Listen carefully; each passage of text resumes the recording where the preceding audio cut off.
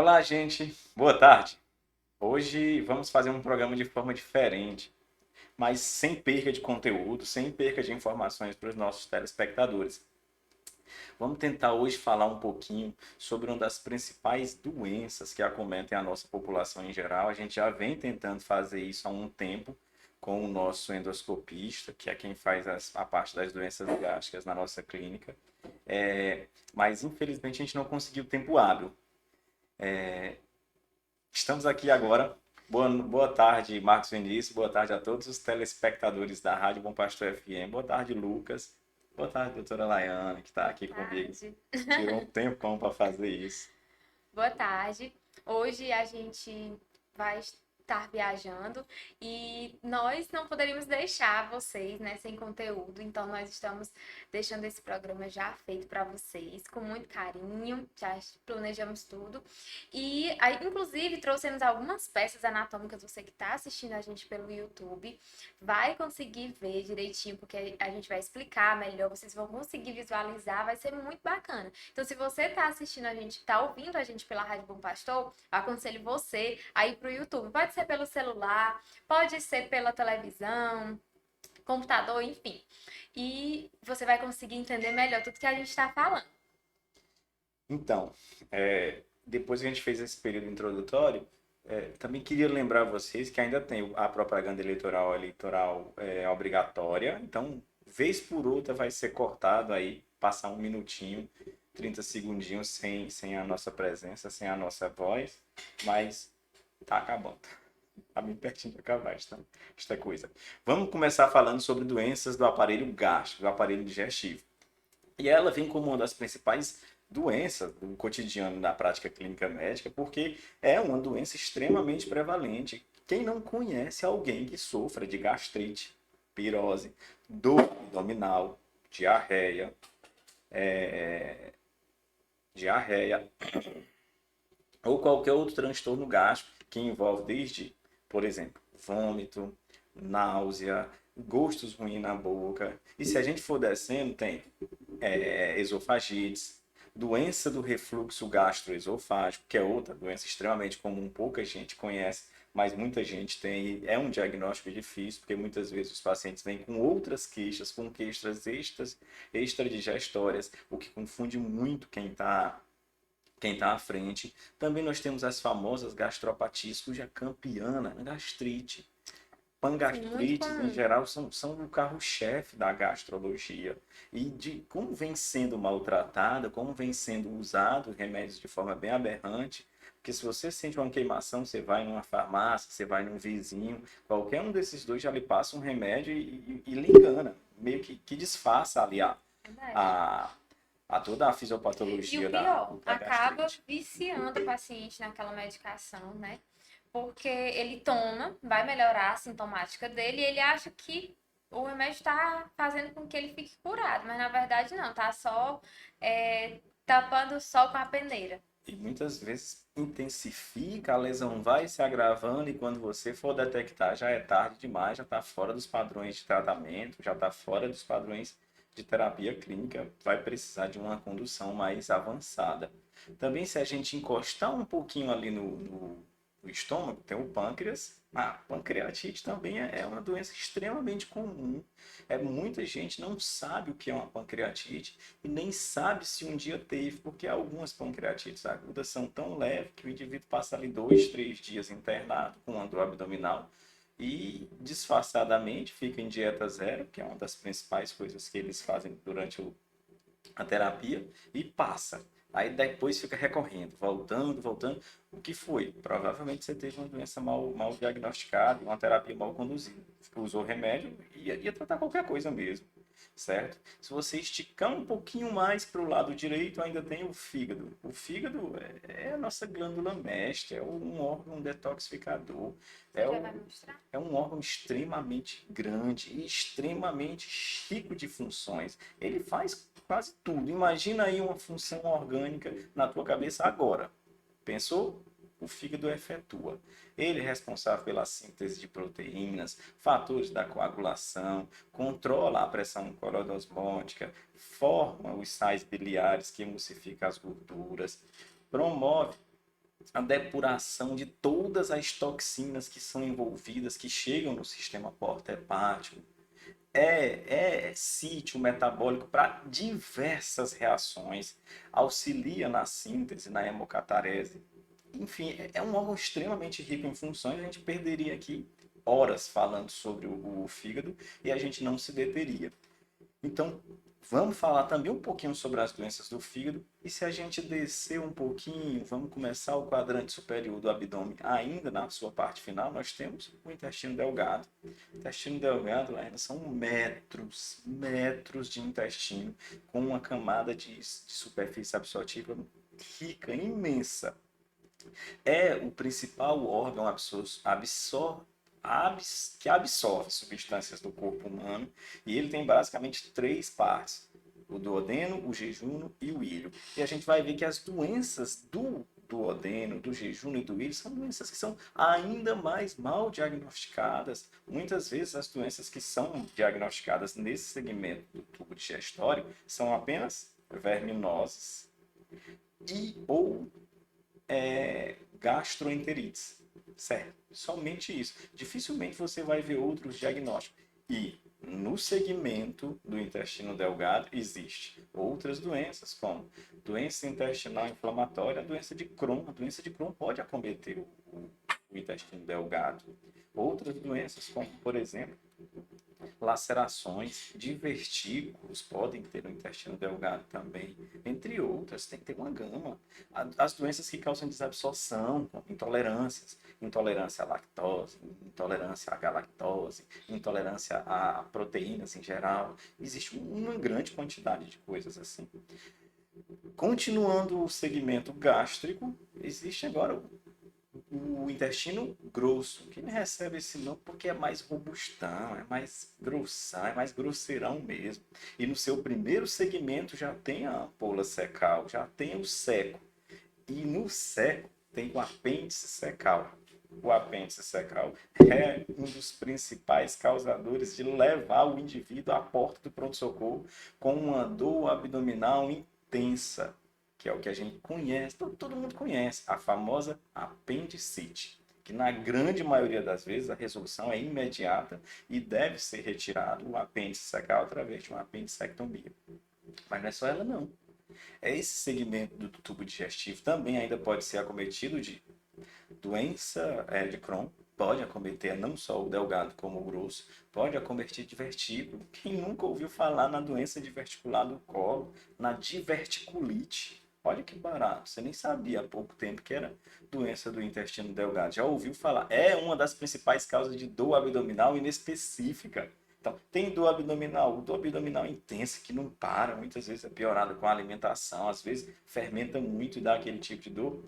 Provavelmente é diverticulite. Fez ultrassom? Normal. Fez endoscopia? Normal. Fez exame de fezes? Esse aqui não deu nada. Investiga a diverticulite, está lá, cheio de divertículo no segmento do colo. Ainda tem mais. O final do intestino grosso é o que a gente chama de descendente, sigmoide e reto. Essa região é extremamente fácil de ser agredida porque é extremamente móvel. Por ele ser móvel, ele é uma das principais causas de obstrução, de dilatação. Quem nunca ouviu falar em volvo, por exemplo, na qual uma alça intestinal se entra na outra causando obstrução, o famoso nó nas tripas. Quem nunca ouviu falar disso, né? Muito, muito comum nessa região, que é muito móvel. E tem uma região de sigmoide que lembra a letra S, por isso o nome sigmoide. E às vezes dá lá um nó. Outra, câncer coloretal. A gente falou isso no programa passado. É um tumor de intestino delgado, final do intestino delgado. E a famosa retocolite ulcerativa. A gente tem paciente na clínica com retocolite ulcerativa. É uma doença extremamente debilitante. Normalmente comete indivíduos mais jovens, é um adulto jovem, às vezes mulher, em um percentual bem maior, e que é uma doença autoimune. Ou seja, se você apresenta qualquer alteração na funcionalidade do seu intestino, esse é o momento de você tirar suas dúvidas, esse é o momento da gente discutir qual é o melhor momento de você procurar o seu médico e qual é o exame que você vai procurar para não ir lá de mãos vazias, certo? Outra coisa. É, antes da gente começar, acho que a gente já passeou por É. todo o, o segmento gástrico, né? A gente foi da boca ao ânus. Eu queria não falar da boca, porque eu costumo dizer sempre a minha esposa, eu só falo do que eu sei. E eu acho que eu nem sei nem quantos dentes tem numa boca. Então eu prefiro não falar do que eu não sei, que às vezes fala besteira. Mas faz parte também de algum Faz, do aparelho faz parte da boca até o ânus. Você, assim, qual é o problema? Eu não sou dentista, eu acho que dentista falaria melhor. Se for dúvida de vocês, a gente pode tentar um dia um dentista que possa esclarecer algumas coisas. E tem algumas pessoas que são até parceiros da gente no canal, certo?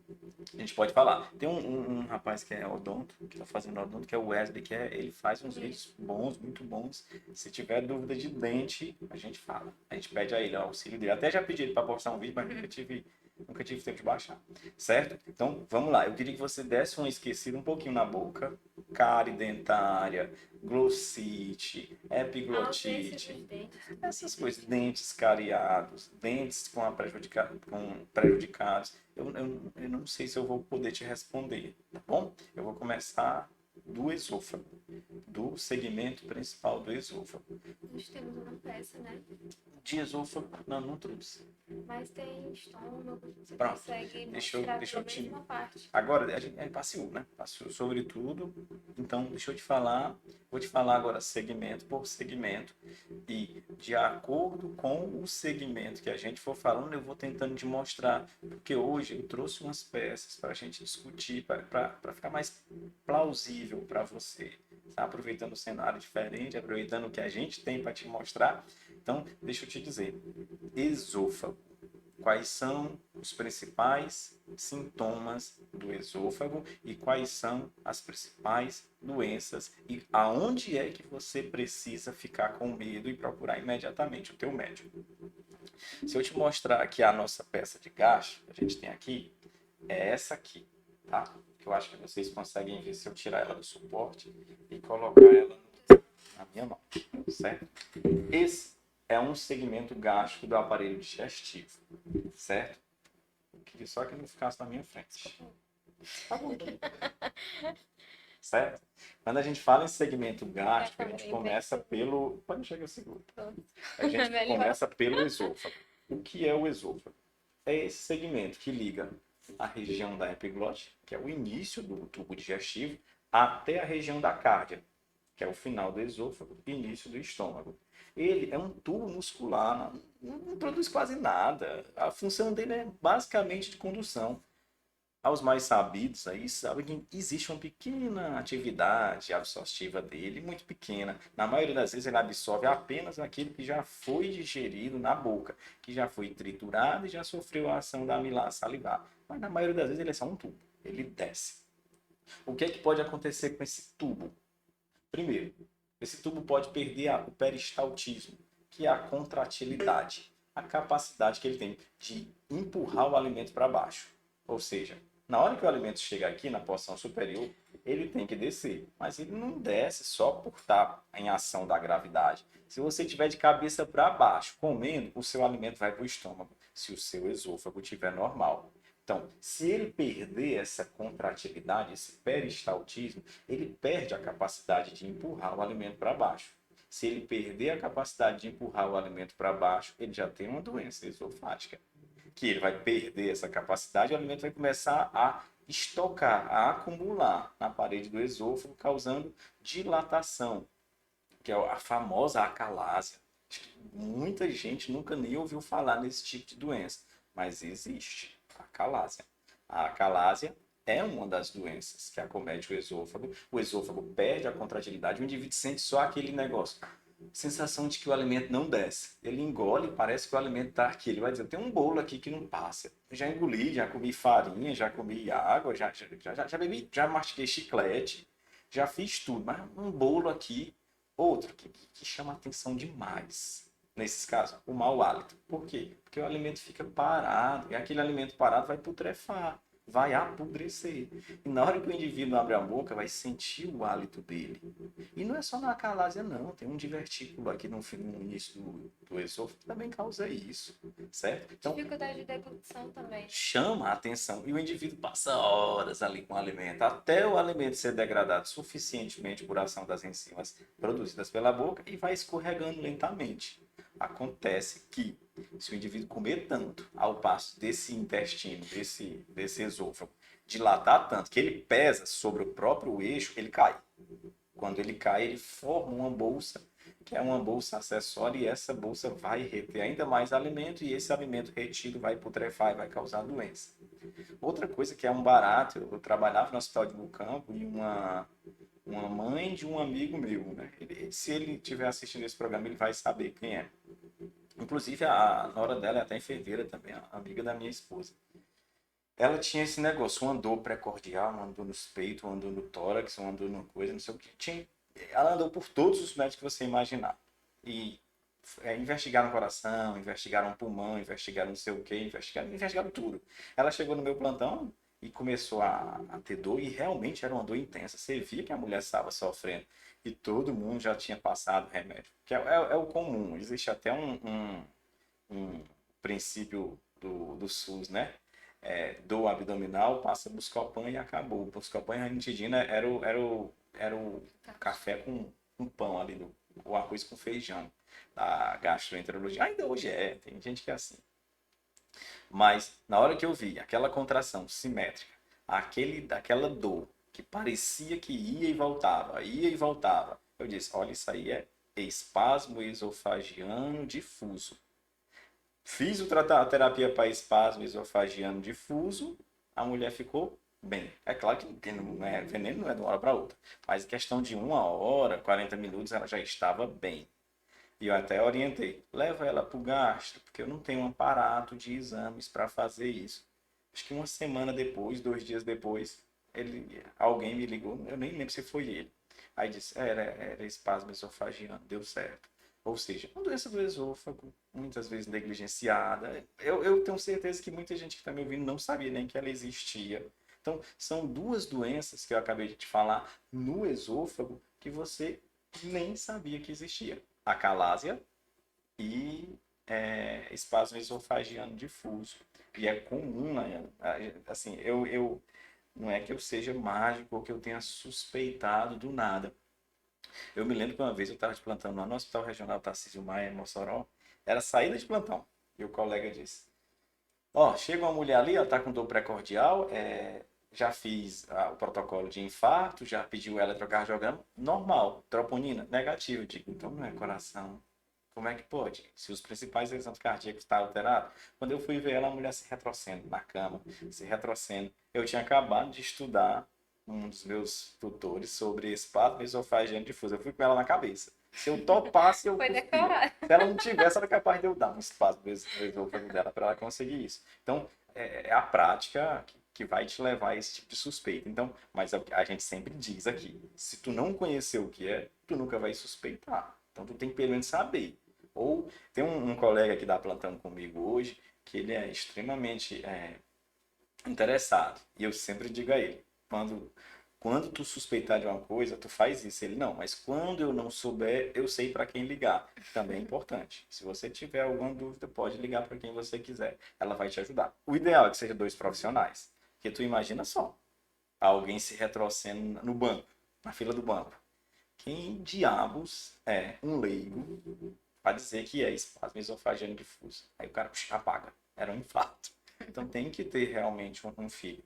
Outra coisa que eu queria só te lembrar, não é comum na nossa realidade. Eu tenho um caso, e é em outra cidade, uma cidade vizinha onde eu trabalho, que é o mega esôfago. O que é o mega esôfago? O esôfago perdeu a contratividade, não só do peristaltismo, mas como de manter o tônus habitual. Como ele perdeu o tônus, ele começa a acumular. Então tudo que entra estica nele feito um balão. E ele vai esticando, esticando, esticando, até causar um mega esôfago muito grande. E um orifício esofágico, que ele é mínimo, é menor do que um dedinho, ó, ele fica grandão. Então, é um mega esôfago, é uma doença extremamente ruim. Normalmente, na nossa realidade, está associado não só à acalásia, como à doença de Chagas, tá bom?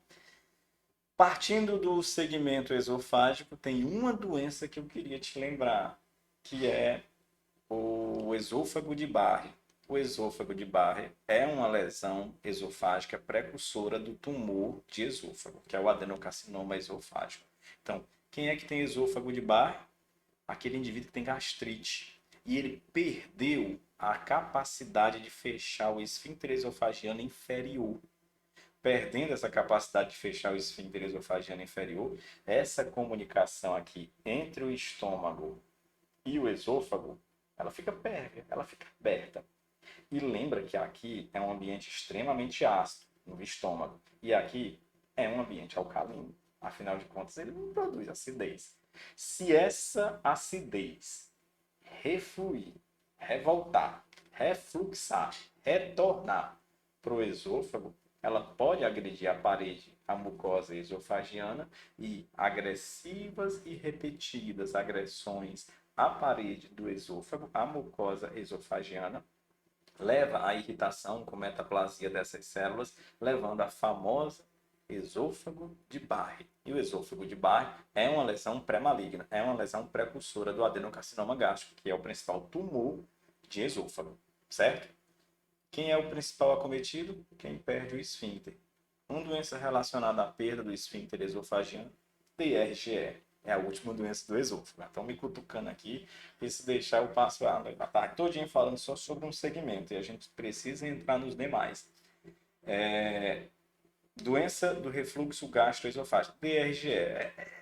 É autoexplicativa, gente.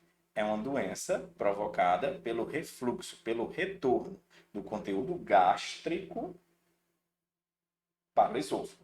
Doença do refluxo gastroesofágico. Como eu te disse, o ambiente do estômago é extremamente ácido. Por ser extremamente ácido, ao retornar para o esôfago, ele agride a mucosa esofágica e vai agredindo repetidas vezes. E por ele estar sempre refluindo, ele vai agredindo não só a mucosa esofagiana, levando às famosas esofagites erosivas, esofagites inflamatórias, esofagites por diversas outras coisas. Você vai conseguir ver isso através de uma endoscopia, que eu vou tentar te falar um pouquinho sobre endoscopias. E se ele ultrapassar o esfíncter esofagiano superior, você vai começar a sentir a sensação do alimento refluindo. É comum, para você que não sabe o que, é que eu estou falando, é os pigarros. Os famosos pigarros. Não é só quem fuma, não, gente. Pelo contrário. Eu padeço desta merda, desta DRE, e graças a Deus estou conseguindo controlar o peso para tentar, que é uma das terapias, para tentar não continuar sendo agredido por isso. Mas quem me vê pigarreando, DRG, eu nem fumar, fumo. É mais uma coisa para tu se atentar. Quem fuma é comum, tá? Que é pigarreando, certo? Então, eu te falei sobre acalásia, espasmo esofagiano difuso, te falei também sobre mega esôfago, te falei sobre esôfago de Barre e te falei sobre DRGE. Te lembrando que dessas, a mais temida é o esôfago de Barre, que é uma lesão pré-maligna, tá? Ou seja, causa câncer. Então, quais são os sintomas que vão te levar a me procurar ou procurar seu médico, né? Para tentar ver isso. Primeiro, pigarro. Se tem pigarro, pode ser DRGE. Se for DRGE, a gente vai ter que tratar. Porque se não tratar, você vai agredir a mucosa esofágica e vai levar a uma lesão pré-maligna. Então, daqui a 5, 10 anos, provavelmente você já vai ter um adenocarcinoma. Aí é ruim, né? Então, procura logo. Quem tem dor? O espasmo esofagiano não é uma doença da clínica, é uma doença da emergência. Então a gente já diagnostica lá. Provavelmente você não vai precisar parar para me procurar. Você vai me procurar mesmo pela dor, tá? Acalásia e megaesôfago. Mau hálito, sensação de que o alimento não desceu. O alimento está aqui entalado, certo? E DRG já falei. Já chega. Mas é bom você falar como é fora aos outros sintomas que o paciente tem, porque muitas vezes é comum, mas não é diagnosticado corretamente. Como já aconteceu comigo, e você também já deve ter pego pacientes assim que chegam no consultório com queixas de dor na garganta. E Exatamente. diz que já tratou com antibiótico, que já tomou várias coisas para tratamento de garganta, para inflamação, para infecção, e nada deu jeito. E aí, quando a gente vai associar a clínica do paciente, né, observar, examinar, ver que não é realmente nenhum problema na garganta. Pronto. Bem lembrado, porque aqui a gente já teve não só um, mas como mais de um caso. DRG é muito É mais comum, comum do que a gente imagina, como eu disse, só extremamente não comum. é diagnosticado corretamente. Sabe qual é o perfil de você que está me ouvindo, que vai se identificar? Se automedicar? É aquele indivíduo que tem repetidas infecções de garganta. Ah, tá doendo demais, tá irritada a garganta, tá vermelha. Ele toma benzetacil, assim, é como direto. Como quem toma água. Direto, ele vai na farmácia, benzetacil. Ele vai no posto, benzetacil. Ele vai no hospital, benzetacil.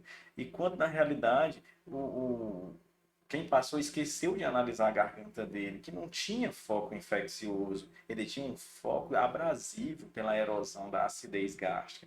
Isso é bem comum, bem lembrado. É, eu acho que vale a pena. Pronto, né? Deixa eu só Vamos lembrar fechar. logo para a gente fechar do esôfago. Vamos para a região gástrica, o estômago, que é o campeãozão das nossas queixas, das nossas condutas, da nossa prática clínica, com certeza é a gastrite. Por que que a gente vem logo depois? Porque a gente acabou de falar sobre a acidez. O estômago, que é essa região aqui, ó, esse órgão aqui que vocês vão ver pela parede posterior, Que é o que dá pra ver na tá? endoscopia também, né? Que Se é eu mostrar. o esôfago também dá. Se você olhar, essa é a visão posterior do estômago, tá? Aqui é o esôfago. Esse pedaço aqui é um pedaço do diafragma. É porque quem fez essa peça para mim foi Eliel e professor Eliel Guimarães. É fantástico, é muito detalhista. Essa região amarela que os senhores estão vendo aqui, ó, que eu estou pegando aqui, é o pâncreas. Ele é exatamente assim. Ele sobreenvolve por debaixo o estômago. Esse segmento aqui é a primeira porção do duodeno. E esse negócio aqui é o baço. Então esquece por enquanto. Se atém só no estômago. O estômago, para ele funcionar, essa cavidade gástrica funcionar e fazer a digestão dos alimentos, ele precisa, ele necessita de uma acidez. Para quê? Para conseguir ativar as enzimas proteolíticas, para conseguir degradar os alimentos, para conseguir fazer o processo digestivo, porque as nossas enzimas elas precisam de uma acidez, de um pH subótimo, de uma temperatura subótima, de uma região hidrolítica. É normalmente assim que funciona. Aí, e o que tem a ver? Gente, essa acidez produzida em excesso ou a perca das proteções naturais, normalmente aqui tem prostaglandinas que funcionam como um filtro do estômago, evitando essa acidez de agredir a própria mucosa. Porque veja só, ela produz a acidez dela. É como se ela produzisse um fator que seja abrasivo para ela mesma. E isso de fato é verdade. Ela produz esse ambiente inóspito para degradar os alimentos. O problema é, se mal controlado, ou seja, se a produção desse ácido for maior do que o necessário, ou o contrário, ela perdeu os sistemas de proteção de acidez, ela vai começar a se agredir, a agredir-se a si mesmo. E é isso que leva à gastrite. Outra coisa extremamente relacionada à gastrite é a presença de uma bactéria. Uma bactéria que foi recentemente descrita, ela tem mais ou menos uns 30 anos de descrição, que é a famosa Helicobacter pylori. É a famosa, eu tenho uma bactéria no estômago. É isso que os pacientes chegam aqui na nossa realidade prática, né? Eles chegam e dizem assim: eu tenho uma bactéria no estômago. Você tem um monte. As bactérias elas fazem parte da flora gástrica, elas fazem parte da flora bacteriana. Não, elas fazem parte da flora intestinal. Então, você tem uma bactéria, tem que saber qual é.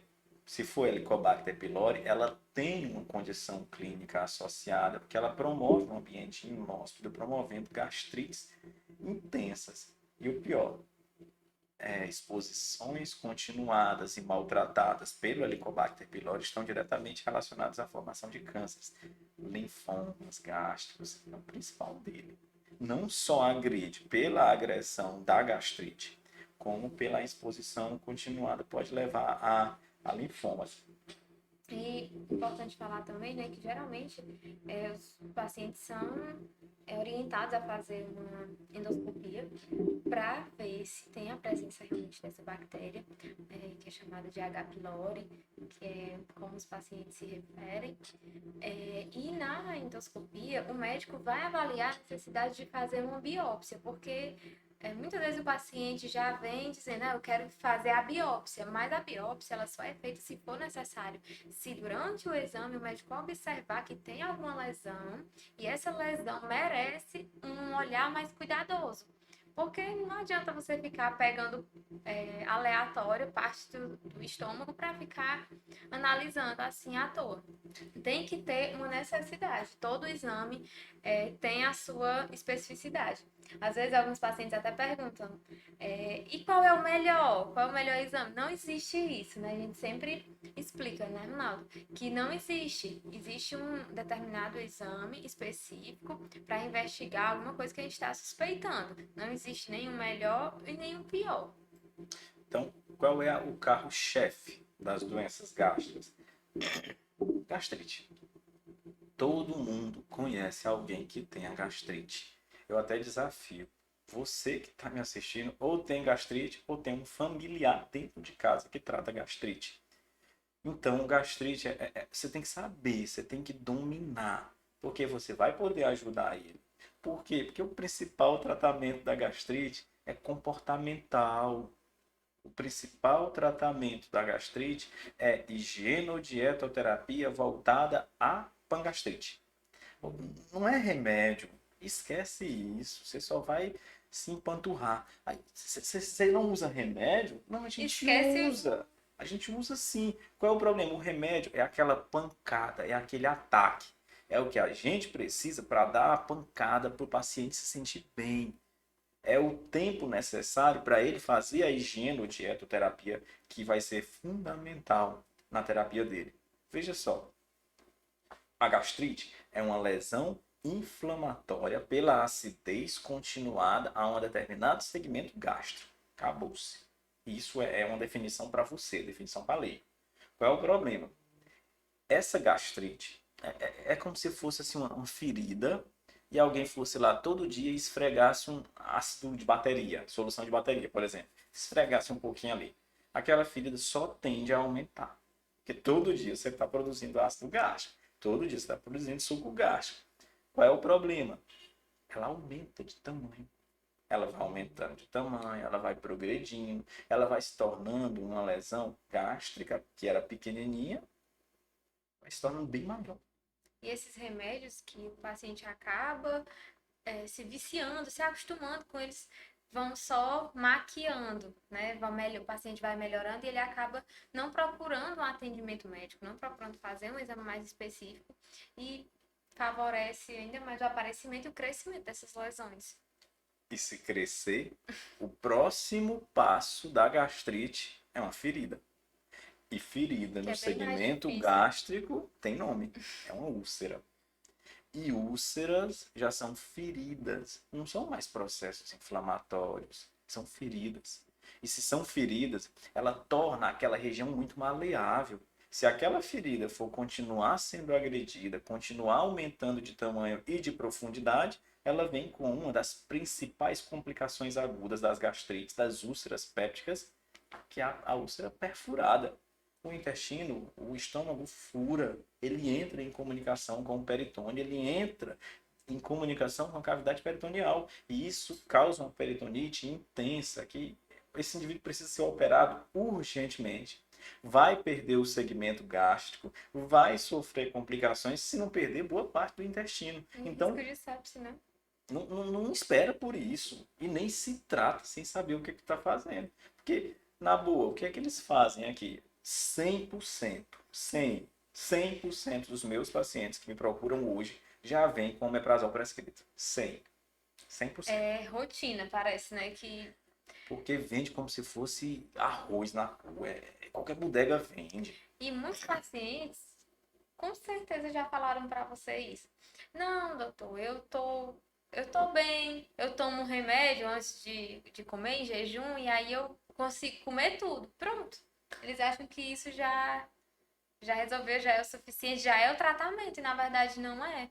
Os famosos óis, omeprazol, pantoprazol, lansoprazol, esomeprazol, eles fazem parte de um grande grupo de drogas chamado de IBP. É uma sigla. Inibidores da bomba de próton. Para quem sabe química, sabe que os prótons, que são os H+, são os principais envolvidos na acidez. Isso aí a gente não vai se deter, porque pouca gente sabe disso.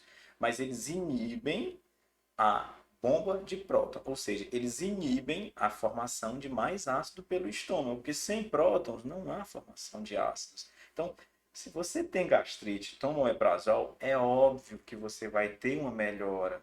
Não estou dizendo que você vai ficar boa, curada, mas provavelmente você vai ter uma melhora grande. Certo? Então, deixa eu lhe dizer outra coisa. A gente falou sobre gastrite, pangastrite, úlcera e perfurada. Repetidas lesões, úlceras pépticas, repetidas lesões gástricas, assim como no esôfago, elas podem levar, sim, à formação de uma lesão pré-maligna. Como, por exemplo, o adenocarcinoma gástrico. Eu tenho pacientes aqui no Mucampo com adenocarcinoma gástrico que, infelizmente, não soube fazer a terapia correta, não teve a condução adequada, porque foi para um profissional que não tinha habilidades para isso, se tratou somente com IBP, com omeprazol, e hoje teve que perder o estômago inteiro, o segmento gástrico inteiro. Então, vale a pena você procurar seu médico de rotina para isso. Quais são os sintomas da gastrite? Queimação, então, azia em geral, tá queimando tudo. Azia, a famosa pirose, né? Outra, sensação de plenitude gástrica, de todo tempo cheio, tô todo cheio, eu não posso comer nada, e tô cheio, eu Então não como mais almoçou e nada. não come mais nada porque disse que tá muito cheio. Não vou comer mais não, porque tô muito cheio. Aí você olha para o indivíduo não parece que tem uma doença específica, mas quando investiga ele tem sinais de gastrite.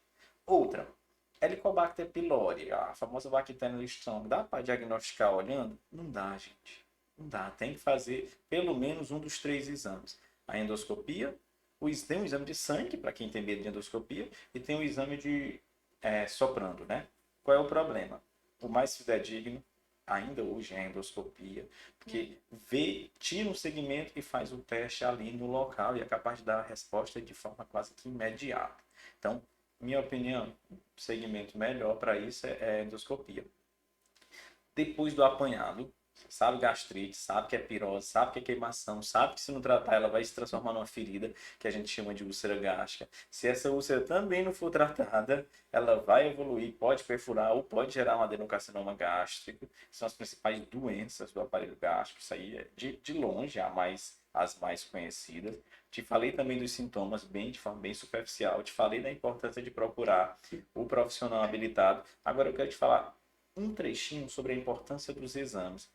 Laiana chamou a atenção aqui, uma das coisas que a gente sempre fala nos nossos programas, nas oportunidades que a gente tem de conversar é: deixe o seu médico, o seu terapeuta, o seu enfermeiro, a pessoa que cuida de ti, guiar os teus exames.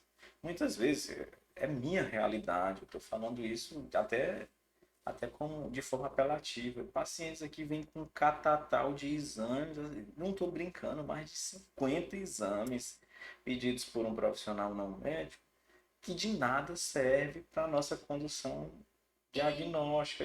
O paciente já gastou muito. Que não Gastou. está associado à sintomática do paciente. Parece que é assim um checklist já. Não. Você quer fazer exame? Tá aqui. Não tem uma análise da sintomática do paciente. Então, pedir exame não é você pedir aqueles de rotina, não. Se o paciente tem sintomas, você tem que ver o que ele está sentindo para ver o que vai pedir. Não é só uma receita genérica para todos.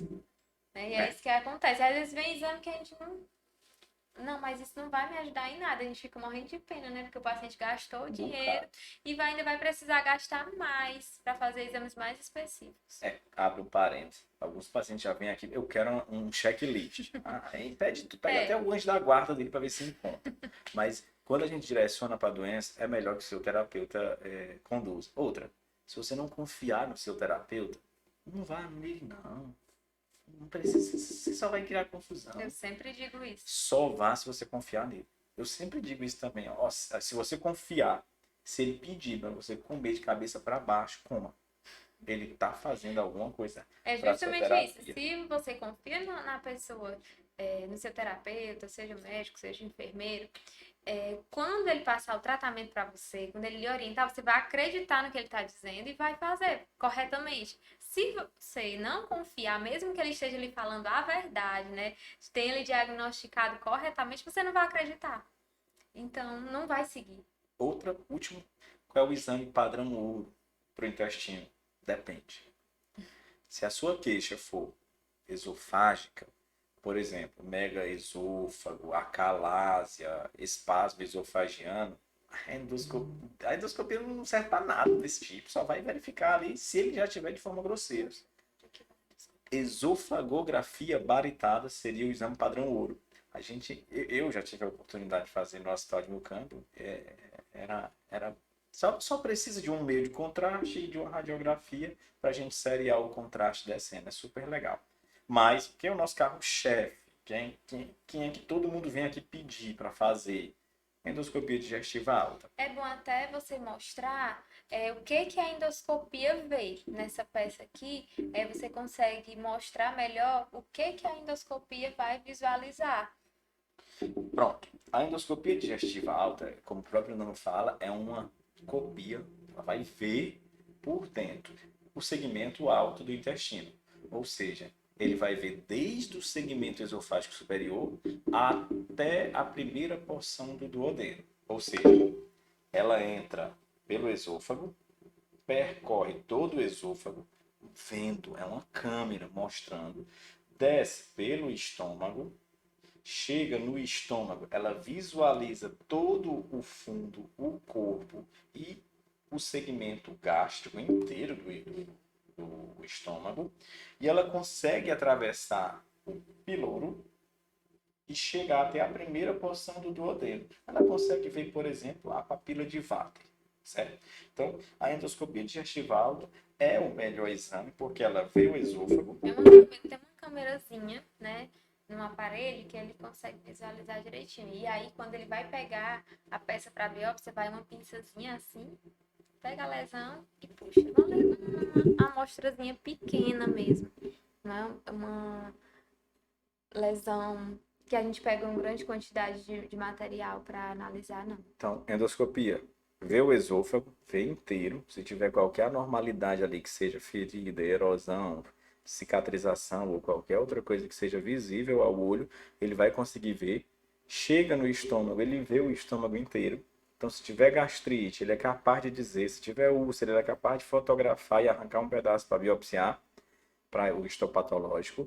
Se tiver, por exemplo, um pólipo, outras coisas que a gente não quis falar nesse caso, ela também é capaz de dizer, e ele atravessa o piloro, chega ao duodeno e é capaz de dizer as doenças do duodeno também.